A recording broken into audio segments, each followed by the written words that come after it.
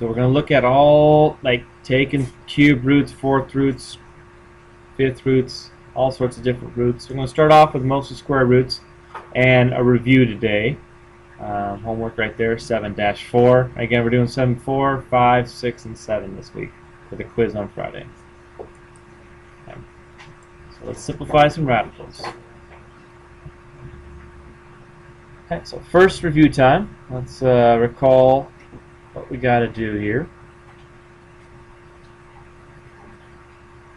Okay. Now these are all square roots. Technically, they all have 2's because it's a square root. This is the opposite or the inverse of squaring something. It's square rooting or something. So right now they're all 2's. They're all square roots. Whenever there's no number here, it's automatically a 2. And later on, again this week, these will change to 4, 5s, and 6s. And but the pattern's the same. The pattern's the same. So of course, we're looking for perfect squares. So here's what you want to do, just to remind you. If we have a square here, we're looking for any perfect square. So we're looking for multiples of 4, 9, 16, 25, 36, 49. What's next on this list? What's the next number? 64. Good. Then 81, 100, and so on. We're looking for multiples of these within 12, 24, 28, 18, 125, 16, 72, 48. Multiples of these numbers because these all come from squares. It's 2 squared, 3 squared, 4 squared, 5 squared, and so on. Now tomorrow these numbers will look a little different because they might be cubes. So we'll have to look for perfect cubes. So we'll have to look for 8s and 27s. 3 cubed, 2 cubed, 3 cubed, 4 cubed is 64. 5 cubed is 125. So this number is actually very important, and it'll kind of guide us to our first step. We have to know what type of root are we dealing with. So we're dealing with squares. So for 12, multiple of what number? So which one of these numbers goes into 12 evenly? Of these numbers, perfect squares. Yeah, 4. Okay.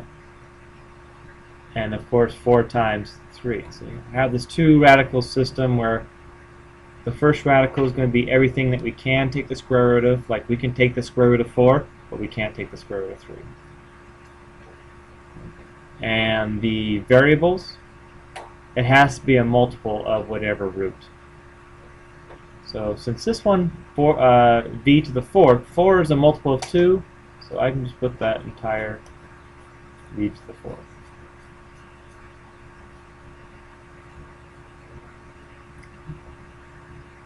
That's going to be our system. And then from here, we can take the square root of the first one, we can take the square root of, and the second one we cannot. So the first, you're always going to start off with 2 radicals. First one will have all the good stuff, and this is kind of like the leftovers. Anything we couldn't take the square root of is going to be over here. So my final answer will include whatever's in the second radical, and this part we can take the square root of. See, 4, the square root of 4 is 2, and then remember this is square root. 4 divided by 2 is 2. Notice how I did that. It's going to be this exponent divided by this exponent, whatever it is. That number divided by that number. So when these things change, if this is like a 3, we'd want to make sure we had a multiple of 3. The idea is not to get a fraction here. So if I have a 2 here, I want this to be a multiple of 2. If this was a 5 here, like to the 5th root, I want it to be a multiple of 5, like 5, 10, 15, 20. That way I can take this. I can take the root. Okay. And there's your final answer there. This is similar to what you'll be doing today, but also just review. All right. So let's go through and just do a bunch of these right now. Let's do all the numbers first and just get a... So go ahead and write these down and put two radicals side by side. Again, the more practice you do right now, the easier it will be on your homework and quiz. So if you're one of those that's like, I really need to get my grade up and raise my grade and make sure it stays up, you should not be sitting there just kind of waiting for somebody else to do it. Divide it all out.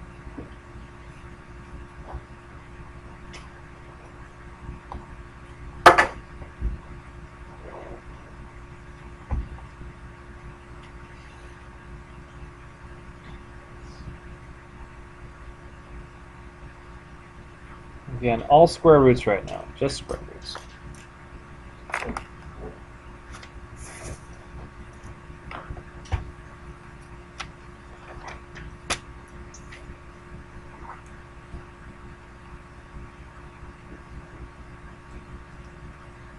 All right, so good.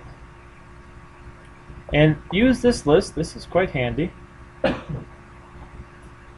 For each one of these, we want a multiple of the number coming from this list. So what goes into 28 that's on this list?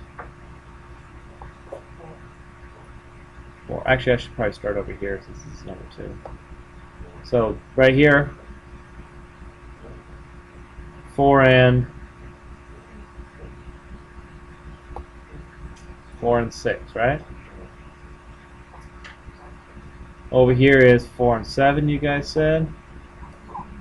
What about 18? 18, 9 and 2. Okay. Number 5. 125 from this list.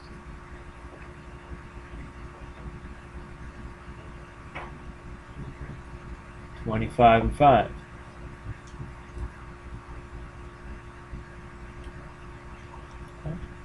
Right here. Careful. You always want the biggest number. What's the biggest? 16. Yeah, 16 is already a perfect square. We could put the 1 here if we needed to. About 72. Okay. Now is 9 the biggest perfect square? It goes in 72.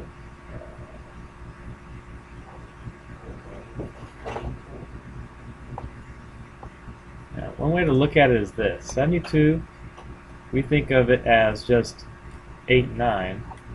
Well, you see 9 is a perfect square, 3 and 3. But 8 is 4 times 2, right?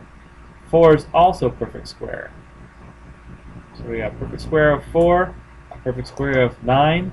4 times 9 is 36. So see how 36 is on the list? So just like on 16, people say, oh yeah, 4 and 4, but 16 is bigger than 4. Same thing here. 9 is on the list, but 36 goes into 72 2 times. So we have to choose what they call the, I think we've talked about this before, the GPS, the greatest perfect square. Even though 9 is a perfect square, goes into 72, we need the GPS, the greatest perfect square. 36 is greater, we use that. What about 48? So you might have to do a little dividing with your calculator saying, okay, 48 divided by 4, does it work? 48 divided by 9, does it work? 48 divided by 16, and which one's the biggest, right? So yeah, 4 goes into it, but 16 goes in 3 times, so we want to use 16, not 4. 150?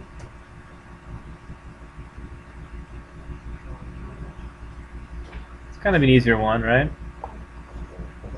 25, yeah. 25 times. Use your calculator if you have to. Punch it in if you need to. See what you get. Yep. How about 108? 64 times 2. Double check that. Do 108 divided by 64. See what you get. No. Nope. Okay. So 108 divided by what? 16 divided by 36 divided by 9. Try it. See what goes in evenly. Try it on your own. See what you get. 36 and 3. Okay.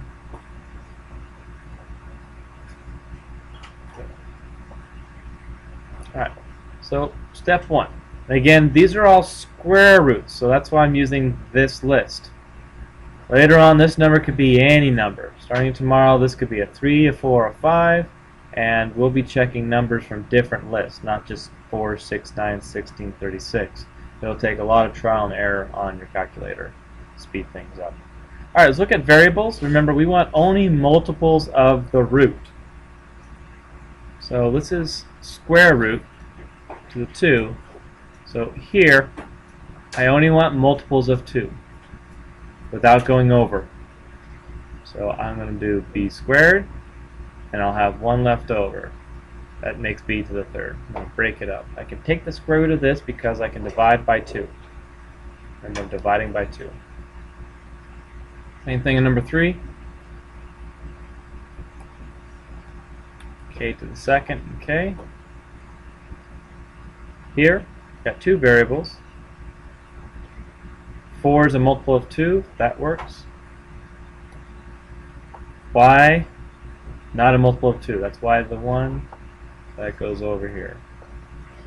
So the first radical only has a perfect square and an exponent with a multiple of our root, which is 2. And down here, b, a, it's a to the 1, can't take the square root of that, goes over here, b to the 4th.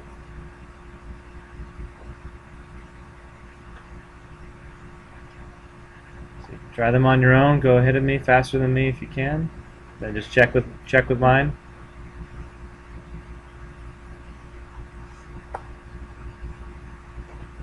This one to the 3rd power, so I just want 2 of them. I'll put the other one over here, and then again the y I can't take the square root of.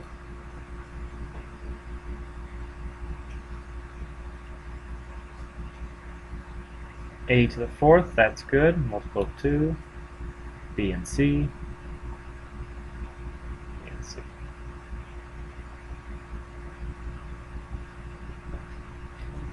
Number 8.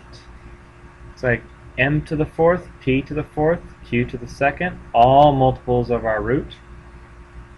Meaning this number goes in evenly to all of these, so I'll have all of them in our first radical. B squared. And our second radical won't have any.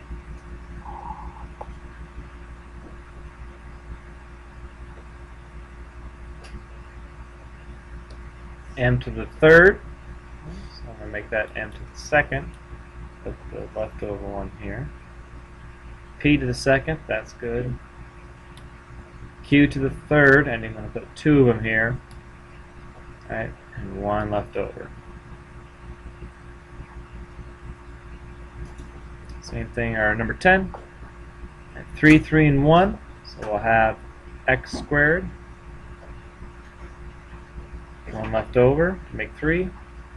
Y squared. 1 left over, make 3. And then the z. Can't take the square root of that, so that goes over there as well. Make sure you write a z, not a 2. Some people put a little line right here to denote it's a z as opposed to a 2. Alright, it seems trivial because it looks so easy, but believe me, if you want to practice this on when it's just to the square root, so that when we jump up to 3rd, 4th, 5th, 20th root, you understand the steps really well. Alright, lastly, let's simplify each one. And this is the quick part. Alright, so square root of 4, 2. And then 2 divided by 2, it's just 1, so I just leave it as b. And the second radical stays the same. Square root of 4 is 2. 2 divided by 2 would be 1. K to the 1. second radical is the same. So we already did the organization of putting everything in the first radical that will work and putting everything in the second radical that doesn't work. So on each of these, the second radical will just be identical because we've already separated it. Right? I already know this is root 2y. I just have to take the square root of 9, get 3, square root of 4 divided by this number, our root, so we get 2. 5 b to the second. Second one's the same. 4x. Second one same. And I'm just going to write xy instead of 1xy. We have 6 a to the second root 2 bc. Oh, by the way, whenever possible, variables alphabetically, always. I mean, c times b is the same, but we generally write everything alphabetically. Alright, here we go. Number 8. We have 4. 4 divided by 4 is 2. Q divided by, P divided by 4 is 2. Q divided by 2 is 1. And then just root 3. Got 5. M to the 1. P to the 1. Q to the 1. The rest is the same. And lastly, 6 x, y, y. The rest is the same.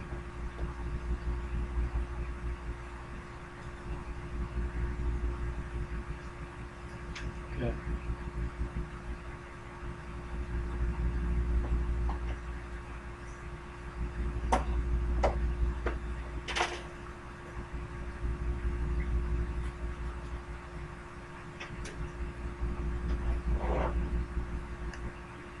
Alright. Pretty good, pretty good.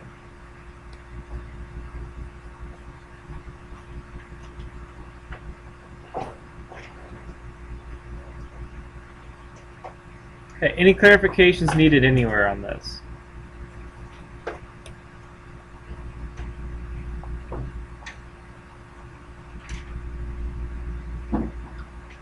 Now, I will tell you, some of these are only partially correct.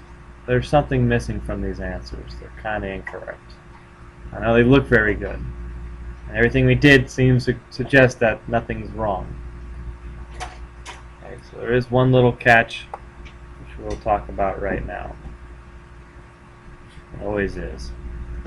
Okay, so let's look at the process that we just went through, but in more simpler terms.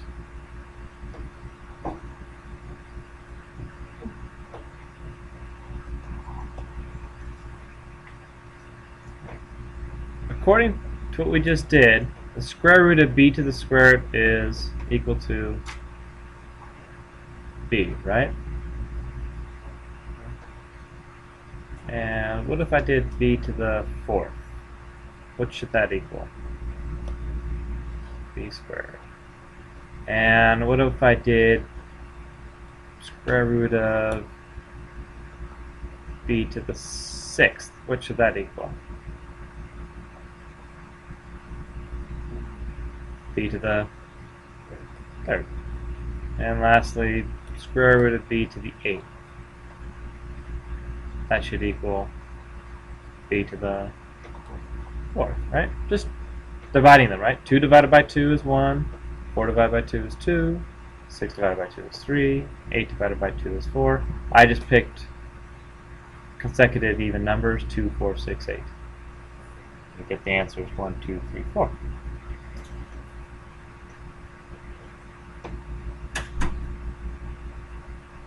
Alright, here's the question though. What if I chose a number for b? And let's say I choose -2 here. Do I get the same thing? So if I plug in -2, right, do I get an answer? What does this equal? If I simplified this, what does that equal?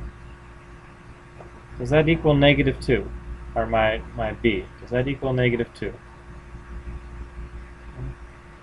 So let's see. -2 squared is 4. The square root of 4 is +2. So how does that work? I'm plugging in b. I'm saying my answer should come out to the same thing, b. What about over here? If I plug in -2 right here for b.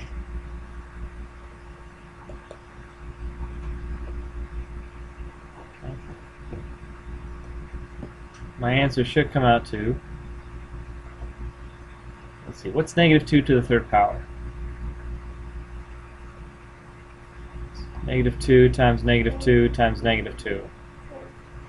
8 or -8, right? That's what -2 to the third power is. When I simplify this, do I get -8? Put this in your calculator. What's -2 to the 6th power? Punch it in. See what you get. And then tell me.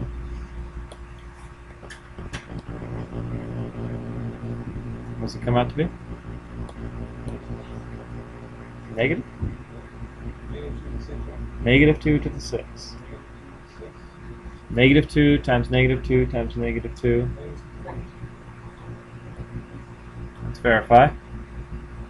It's -2 times -2 times -2 times -2 times -2. 2, 4, yeah, 1 more. What does this equal? That equals 4 positive. That equals 4 positive. This equals 4 positive. So 4 times 4 times 4 is +64.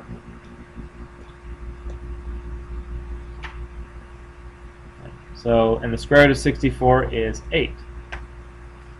So again, we have the same thing. It's like we're saying, well, the square root of b squared is b, but when we try it with numbers, it doesn't work. If I plug in -2, I get an answer of +2. But we said it should be -2. Same thing here. If I plug in -2 into here, this says, it should be 8, but when I do it here, I get -8. And we can continue this process. Well, if I plugged in -2 right here, what would I get?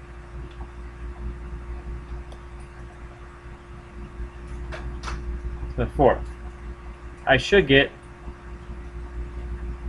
-2 squared, which is 4. What do I get though? Let's see if it's different. What's -2 to the 4th power? And be careful, use parentheses in your calculator. If you do this, right, that means -1 times 4 to the 4th. Okay? With parentheses, it means -2 times -2. So in your calculators, you must use the parentheses when you're doing this. Otherwise, you will get something incorrect. Alright, so this way, you will end up with a square root of 16.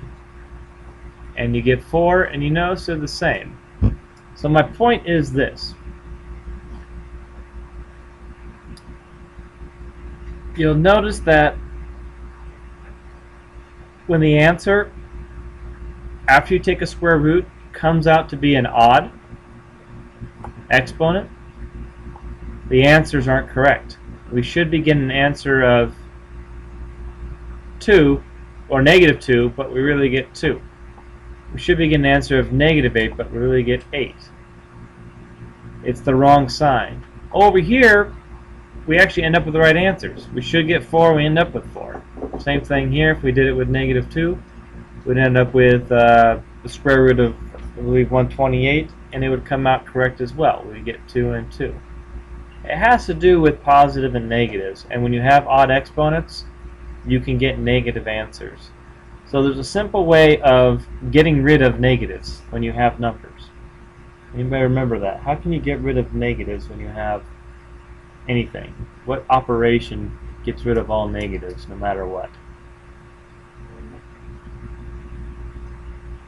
What was that called?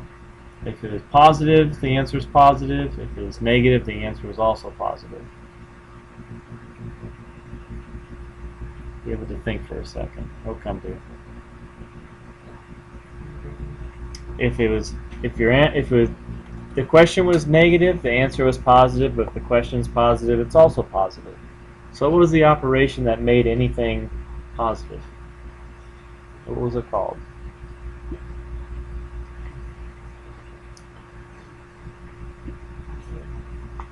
Absolute value. Exactly.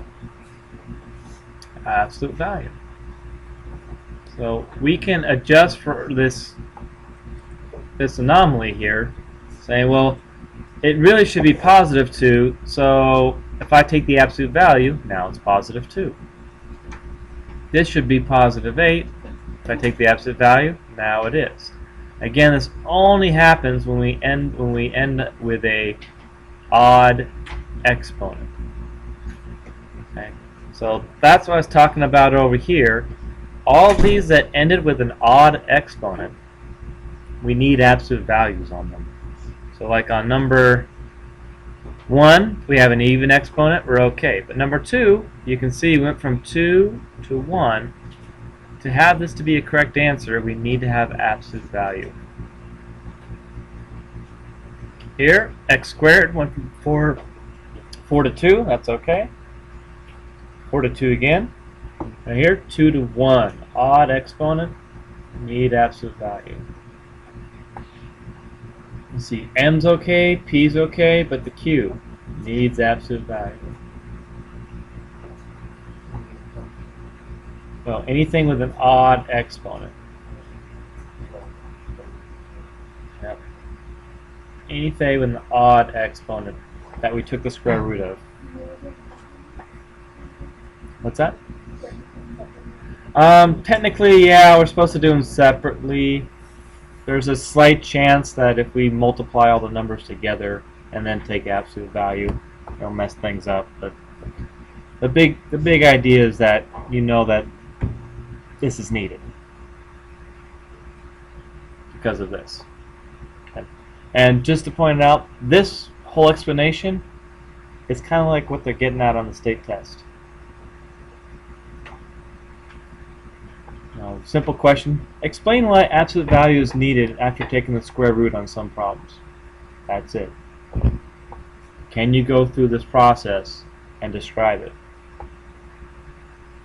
And not just, okay, what's the answer? It's B? Okay. And then move on. But why you do certain things in mathematics, why is it necessary? Alright, good. So, that's all you're going to be doing. I'd say, well, you might have some higher roots as well. Remember, when there's no root given, it's automatically a 2. Okay. This particular problem,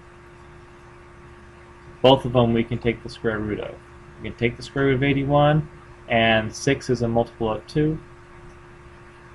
So we just have 1, 9, y to the 3. What is this missing? Absolute value again. Anytime the exponent is odd, you need that absolute value. That's one of those little things that a lot of these questions will have absolute value in the answer. If you ignore this on the very first day, you'll have a ton of problems for the rest of the week that are all wrong simply because of this. Your A+ paper turns into a D+ because you forgot it or didn't do it on every single answer. Okay? It's kind of like reducing a fraction. You have to do it no matter what. Can't forget. Alright, here, again, we're going to jump it up to a 6th root. So how does it change when it's a 6th root? Well, use your calculator.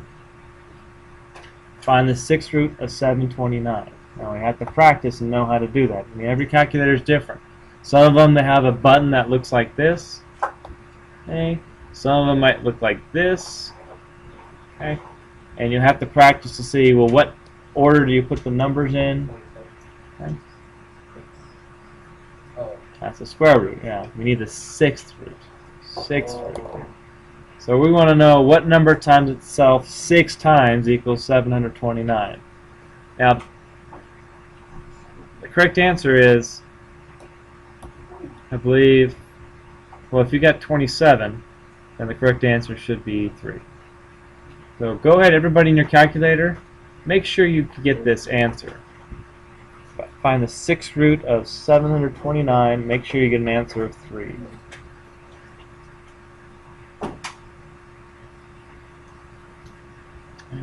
Same thing. 30 divided by 6 is 5. 18 divided by 6 is 3. Again, absolute value,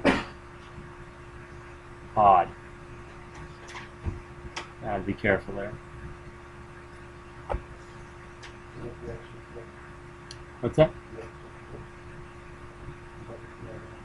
That needs absolute value as well, yeah. Both of them. Both odds. Alright. Yeah, and on the quiz, these will be 1 point only. So if you forget the absolute value, that's 0 out of 1. That's like a 0%. You're not going to say, well, I got the 3 and I got the 5. I just forgot that. Okay, that's as good as not getting anything right at all. So I don't want you to focus on, well, it's almost there. Be very concerned about this.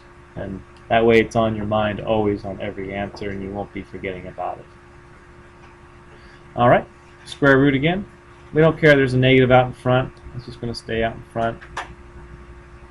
So we have x minus 3. 12 divided by 2 is 6. Notice how nothing changed inside. Nothing went on there.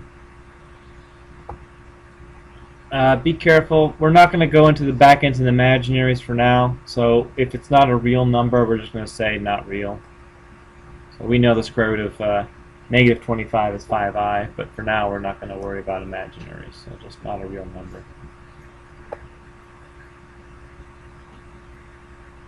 All right. Good.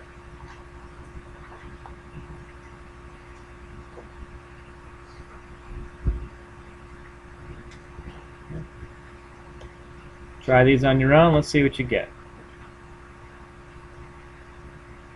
And we have not a real. That last one. Square root of 16x to the 8th.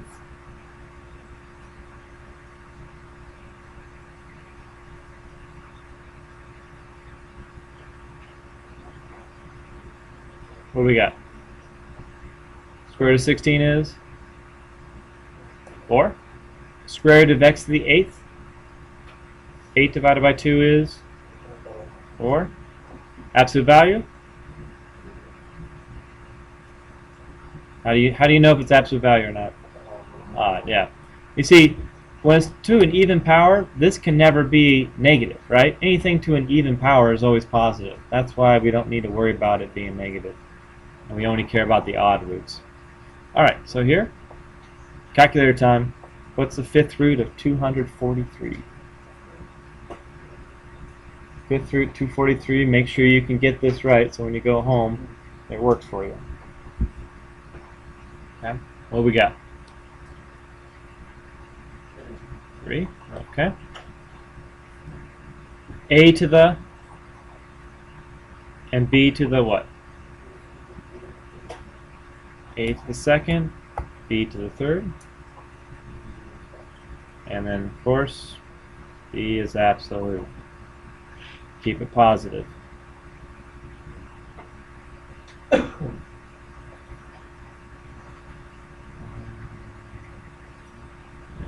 Okay.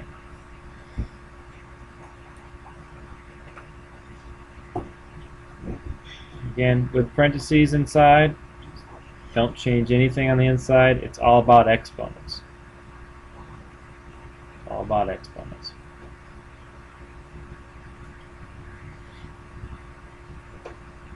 Okay. Did all that absolute value stuff. We're pretty much good to go. Let's see, anything else we need to talk about? One little thing is, can you do the square root of 27? The square root. Can you take the square root of negative 27? Is that possible? Probably not. What about the third root? Can you do the third root of negative 27? What do you get? What's the answer? Punch in your calculator, see what you get. Punch in your calculator, see what you get. Square cube root of negative 27. What do you get? Negative 3. Good. Why?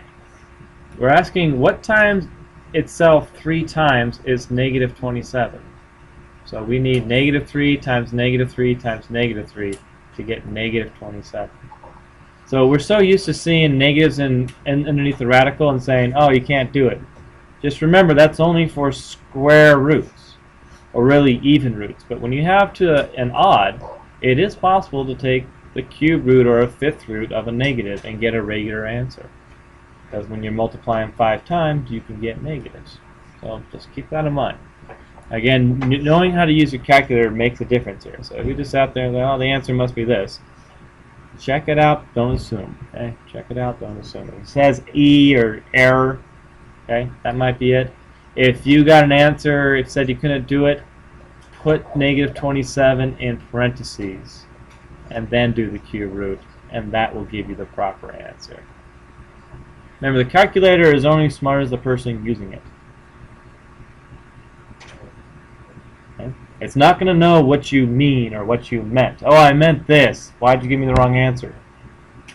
It does whatever you tell it to do, and that's it. It doesn't do any thinking for you. So it's just a tool. Okay? It's kind of like if you hold a hammer, do you expect to know how to build a house because you're holding a hammer? Doesn't know what you want to do with it, right? It just does exactly what you want to do once you do it. That's it. Okay? Period. It's a tool. You have to use it right, and it's only smart as the person using it. So keep that in mind. Don't just expect anything that comes out of the calculator, that's the answer. It has to be. No, I put it in the calculator. It's right. No way it could be wrong.